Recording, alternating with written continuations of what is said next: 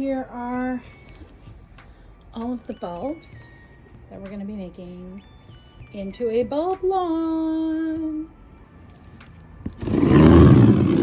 Woo-hoo-hoo-hoo. So we're going to do a mix of tete-a-tete, of the anemones, giant crocuses, and then a bunch of other things. So instead of doing something that was really contrived and having a design of bulbs throughout the lawn, I thought doing these little pockets of bulbs throughout the lawn. Also, the lawn space doesn't have a walkway through it. And if you need to access any of the plantings, or you need to access any of the shrubs, or even walk through the lawn, I wanted to do these little pockets of bulbs so that you could walk around them. So it's going to look really organic. We're going to mix a bunch of different kinds of bulbs together.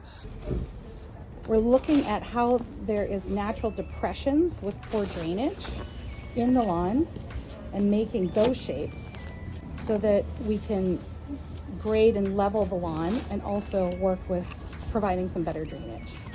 So here are some of the organic shapes that we're cutting in the lawn.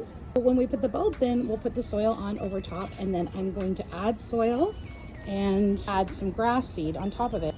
Okay, so there's buttercup and moss and clover in this lawn. But this is a sustainable lawn for a front yard that has some shade. When the wild plants come in, it's a lot more sustainable than turf grass.